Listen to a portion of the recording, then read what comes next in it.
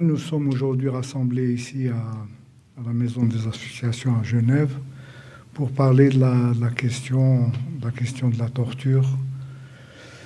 Ce crime infâme qui continue à être commis par la plupart de nos États arabes, la grande majorité de nos États arabes, qui sont dans leur quasi-totalité des régimes totalitaires dans lesquels toutes les libertés publiques sont bafouées. Et nous allons en particulier parler, mes camarades et moi, de la question de la torture en Tunisie, en Égypte et en Palestine occupée. Bien sûr, tous ces États concernés, l'Égypte, la Tunisie et la majorité des pays arabes ont ratifié la plupart des conventions internationales relatives à la protection des droits de l'homme et en particulier de la Convention contre la torture de 1984. Cela ne veut bien sûr pas dire que ces pays respectent leurs obligations internationales et respectent les engagements qu'ils ont pris, d'abord,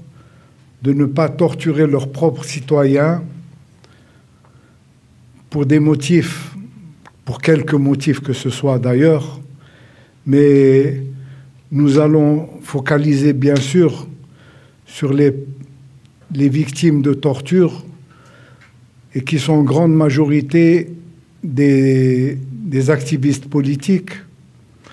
des activistes sur les réseaux sociaux aujourd'hui,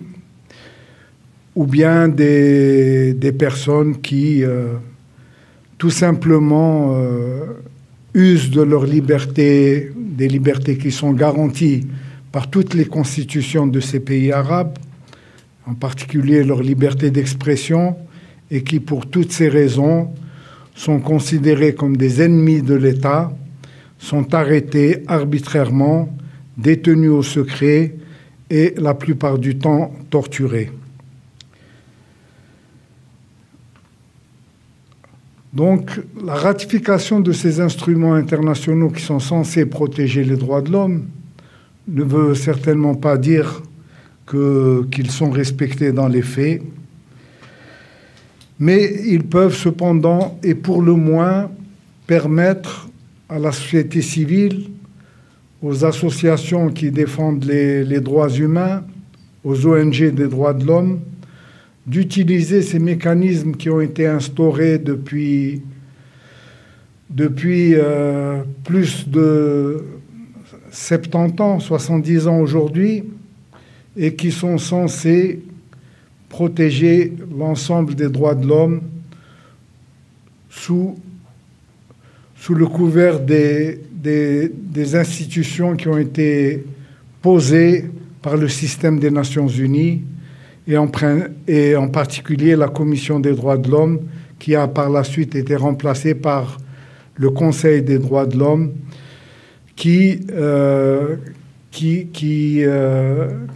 chapeaute tous les mécanismes de ce qu'on appelle les procédures spéciales qui sont censées couvrir la majorité des droits de l'homme les plus importants.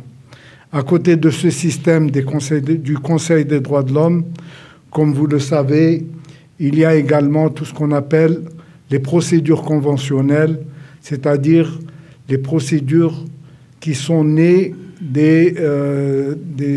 organes, des mécanismes internationaux, des pactes et des conventions internationales qui ont, comme la Convention internationale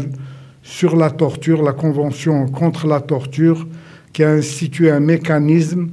qui est le Comité contre la torture, et des mécanismes de plainte également qui peuvent permettre, lorsque les conditions juridiques sont réunies, qui peuvent permettre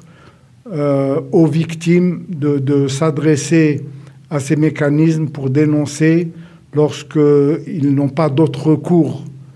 que de s'adresser à ces mécanismes internationaux, de dénoncer les violations dont ils sont victimes. Concernant la Tunisie, depuis la révolution de 2011, comme vous le savez tous, la Tunisie a ratifié, elle avait déjà ratifié antérieurement, même sous le régime de Ben Ali, elle avait déjà ratifié le pacte international sur les droits civils et politiques et également la Convention contre la torture, qu'elle n'a bien sûr jamais mise en œuvre, qu'elle n'a jamais respectée du temps de Ben Ali. Mais on a eu l'espoir qu'après la révolution de 2011, nous avons vécu un véritable printemps des droits de l'homme qui s'est manifesté dans la vie de tous les Tunisiens et qui a été marqué par une période de renaissance de la démocratie et qui a permis à la société civile et d'exister et d'avancer et également de faire avancer le pays. Malheureusement, ces espoirs ont été totalement anéantis après le coup d'État qui a été un véritable coup d'État qui a été instauré par le régime de Kais Saïd, qui a remis tout en cause tous ces acquis de la révolution tunisienne. Également l'Égypte, bien sûr, qui a également ratifié la Convention contre la torture, qui est l'un des États, l'un des régimes les plus tortionnaires parmi les régimes arabes, et jusqu'à aujourd'hui, des dizaines de milliers d'opposants politiques vivent dans des prisons, dans des situations de détresse totale, sous la pression, sous la torture, et cela avec, malheureusement, il faut le dire, avec l'aval de ce qu'on appelle aujourd'hui l'Occident, qu'on a toujours appelé l'Occident, et qui a toujours été complice, il faut le dire aujourd'hui avec force, de tous ces régimes totalitaires arabes. Voilà. L'Égypte a bien sûr fait l'objet de nombreuses condamnations par les procédures spéciales des Nations Unies, par les différents comités, le comité contre la torture, le comité des droits de l'homme, mais il continue à violer les droits les plus fondamentaux de ses citoyens. Pourquoi ? Parce que tout simplement, et vous le savez très bien, l'Égypte est la garantie de la sécurité d'Israël et le fait que le coup d'État contre un président égyptien légitime n'a été motivé que par des accointances relatives à la défense et à la protection du régime le plus barbare de la région, qui se prétend être une démocratie, la seule démocratie, comme le décrit l'Occident, du monde arabe, et qui en fait est le régime le plus abominable qui est apparu au cours de ce siècle. Alors, nous, comme défenseurs des droits de l'homme, qui ont eu recours pendant longtemps à tous ces mécanismes de protection auxquels nous avons fait confiance et auxquels nous continuons à faire confiance aujourd'hui, nous faisons confiance aux experts indépendants des Nations Unies, nous faisons confiance aux experts du comité contre la torture, qui font un travail remarquable, il faut le souligner, qui relèvent les violations qui leur sont soumises avec beaucoup d'indépendance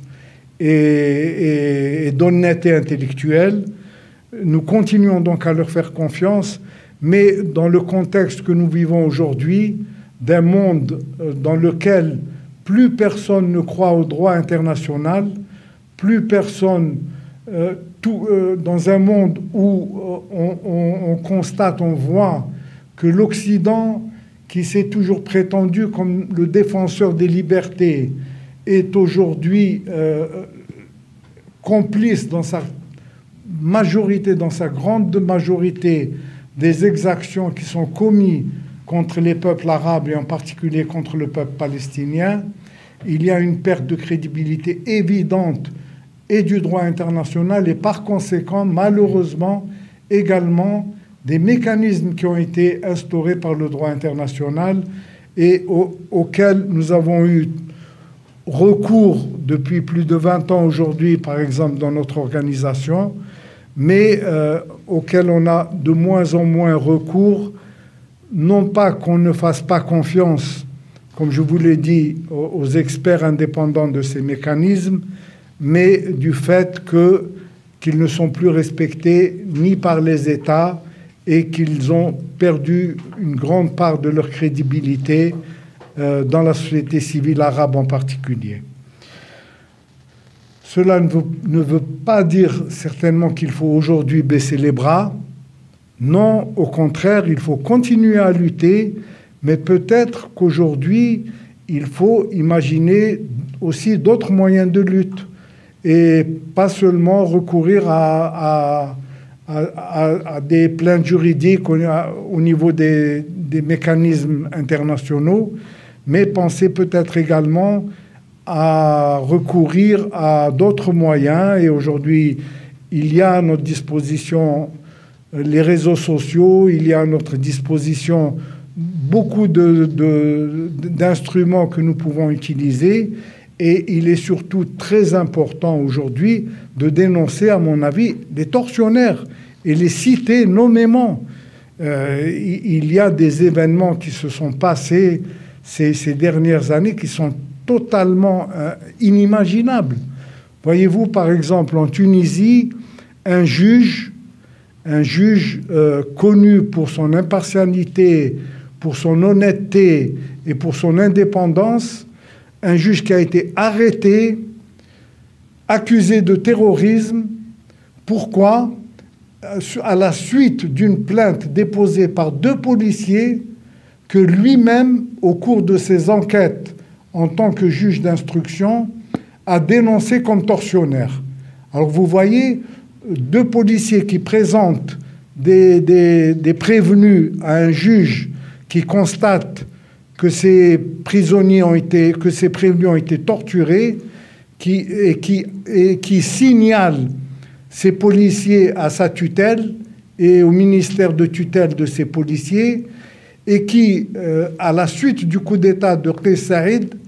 se fait arrêter sur la plainte de ces 2 policiers tortionnaires. On arrive à des situations totalement incroyables, et qui est aujourd'hui, qui a été torturé par la police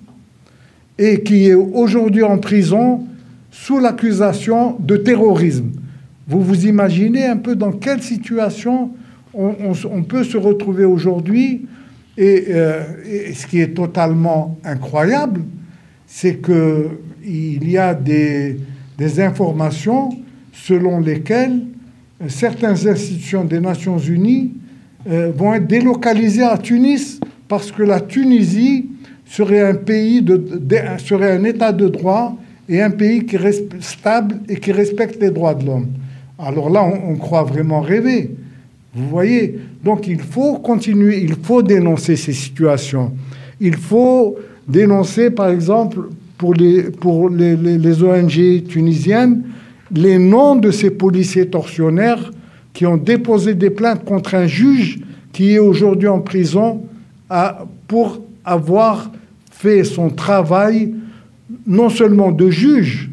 mais il a fait son travail d'institution qui met en œuvre les conventions internationales citées par la Tunisie. En fait, ce juge a tout simplement mis en œuvre l'article 14 de la Convention contre la torture. Il a dénoncé des tortionnaires et il n'a fait que son travail. Vous voyez, aujourd'hui, il faut continuer à aller dans ce sens et utiliser tous les moyens de l'information pour compenser, en attendant qu'un jour, peut-être, on retourne à un système mondial de droit international qui soit respecté, Mais dans l'attente, il faut utiliser tous ces moyens, mobiliser les gens de bonne foi et utiliser tous ces moyens pour dénoncer avec force tous les auteurs du crime de torture. Voilà.